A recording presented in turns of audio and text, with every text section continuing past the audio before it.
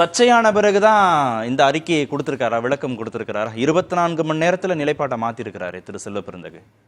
உங்களோட கருத்தை நான் முழுமையாக நான் மறுக்கிறேன். என்னன்னா இதுல யூ-டர்ன் சொல்றதும் அவர் உடனே மல்டி அடிச்சிட்டாருன்ற மாதிரியான 180 டிகிரின்னு சொல்றாரு, 360 டிகிரின்னு சொல்லிருக்காங்க. தமிழ்நாடு காங்கிரஸ் கமிட்டி தலைவராக வந்து ஒரு இளம் வயதில் ஒரு தலைவராக பொறுப்பேற்று அது தேர்தலில் 2 மாதம் முன்னாடி தான் நியமிக்கப்பட்டார். அது கூட்டணி பேச்சுவார்த்தைகள் வந்து எல்லாவற்றிலுமே அவர் வந்து அண்ணன் செல்வ பெருந்தகை அவர்கள் வந்து அதை திறமையாக கையாண்டார்.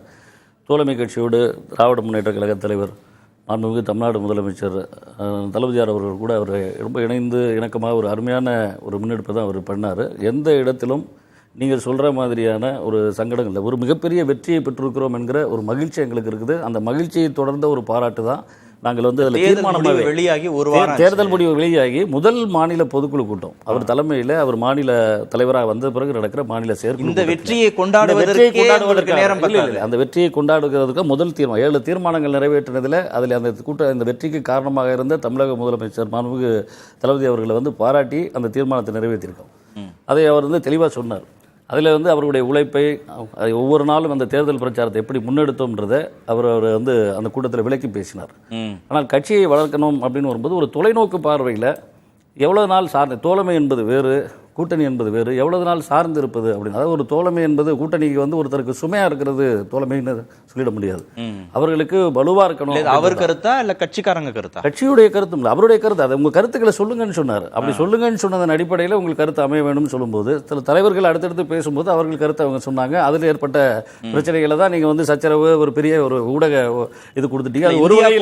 அது ஒரு வகையில் இந்த மாநில பொதுக்குழு கூட்டம் ஒரு கவனத்தை தமிழ்நாடு முழுவதும் அதை வந்து ஈர்ப்பதற்கு இந்த செய்தி வந்து ஒரு இதா இருக்கு அப்படின்றதுல ஒரு பக்கம் மகிழ்ச்சியா கவனத்தை ஈர்த்திருக்கு. அதுல வந்து ஒரு விஷயம் புரிஞ்சுங்க, எந்த இடத்திலும் திராவிட முன்னேற்ற கழகத்தை அவர்கள் செய்த உழைப்பை அவர்களோடு நாங்கள் பயணித்ததை எந்த இடத்துலையும் யாரும் மறுக்கவும் இல்லை. அவர்களுடைய துணையோடு தான் வெற்றி பெற்றிருக்கிறோம். நீங்க ஒண்ணு புரிஞ்சுக்கணும், திமுகவை காங்கிரஸ் திமுகவும் காங்கிரஸ் பேர் இயக்கத்துக்கு தோழமை என்பது வேறு, சார்ந்திருத்தல் என்பது வேறு. எத்தனை நாட்களுக்கு நாம் சார்ந்திருக்க போகிறோம்?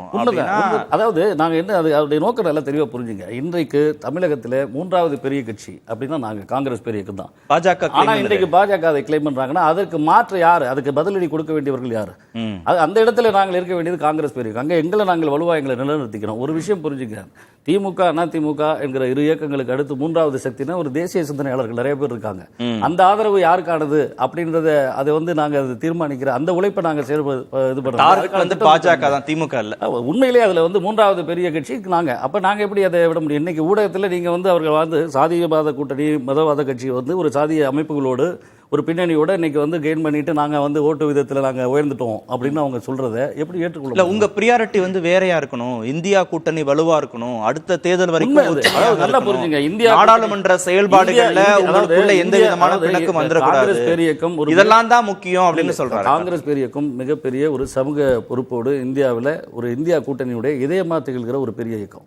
அது பேர் இயக்கம். அது எல்லாரும் எங்க கட்சியை பொறுத்தளவுல கருத்து மோதல்களும் முரண்பாடுகளும் இருக்கதான் செய்யும். அதை நாங்கள் பொதுக்குழுவில் உள்ளரங்கில் விவாதிக்கிற ஒரு விஷயங்கள்ல அதை நீங்கள் அதுக்கு முன்னாடி நடந்தது அதுக்கு பிறகு நடந்தது அதெல்லாம் நீங்கள் வந்து தவிர்த்துட்டு அந்த ஒரு வரியை மட்டும் நீங்கள் பிடித்து கொண்டு அது ஒரு விமர்சனம் அப்படின்னு சொல்றதை ஏற்றுக்கொள்ள முடியாது. எங்களை பொறுத்தளவில் நல்லா புரிஞ்சுங்க, தமிழகத்தை பொறுத்தளவில் 40க்கு 40 அந்த மக்களிட வந்து இந்த கூட்டணியை உறுதிப்படுத்தியதிலிருந்து இது கிட்டத்தட்ட இந்த நீண்டகால கூட்டணி, இது இயற்கையான கூட்டணி. எங்களுக்கும் அவர்களுக்கும் இருப்பது கொள்கை சார்ந்த கூட்டணி, சந்தர்ப்பவாத கூட்டணி கிடையாது. நிறைய விஷயங்கள்ல சொல்ல முடியும். நீங்கள் ஒன்றை நான் பல இடங்களில் நான் அதை சொல்லிட்டு வரேன். பாரதிய ஜனதா கட்சி ஆட்சிக்கு வந்த பிறகு காங்கிரஸ் பேர் இயக்கம் பல இடங்களில் பலவீனப்படுத்தப்பட்டது. பல மாநில கட்சிகளை சிதறடிச்சாங்க. நாம் பார்த்தீங்கன்னா தலைவர்கள் அவர் பால் தாக்கரே இறந்த பிறகு கட்சி துண்டாடப்பட்டது. பாஸ்வான் தோழமை கட்சி துண்டாடப்பட்டது. அது மாதிரி ஒவ்வொரு இயக்கங்களுமே சரத்பவார் உயிரோடு இருக்கிறார், அவர் கண் முன்னாடியே அவர் கட்சியை துண்டாடினாங்க. ஸோ இப்படிப்பட்ட ஒரு சூழ்நிலையில் தமிழ்நாட்டை பொறுத்தளவில் கடந்த தேர்தலும் சரி இப்போதும் சரி அவர் தலைமை பொறுப்புக்கு வந்ததிலிருந்து அவர் கூட்டணியை காத்தார், இயக்கத்தை காத்தார்.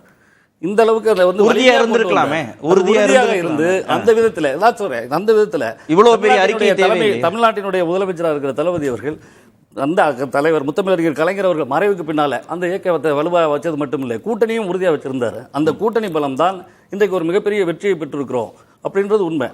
அந்த அளவிற்கு அவர்களோடு துணை நிற்பதற்கு காங்கிரஸ் பேரியக்கும் கொள்கை சார்ந்து எப்போதும் தயாராக இருக்கிறது. இதுல வந்து சில கருத்துக்கள் வந்து இவர்கள் சொல்வது மாதிரி யூட்டனோ இல்லை அது மாதிரி மாற்றியோ சொல்லலை, அதுக்கு விளக்கம்ன்ற முறையில் தான் நீங்கள் எடுத்துக்கணும். சரி. ஏன்னா தவறாக புரிந்து கொள்ளப்பட்டிருக்கிறது அப்படின்ற ஒரு கருத்தை, ஏன்னா திரும்ப திரும்ப சொல்கிற செய்திகளை அது தவறான போக்கில் போகுதுன்னு போது அது வந்து சரி செய்ய வேண்டிய அந்த அறிக்கையின் வாயிலாக அவர் மீண்டும் தெளிவுபடுத்தி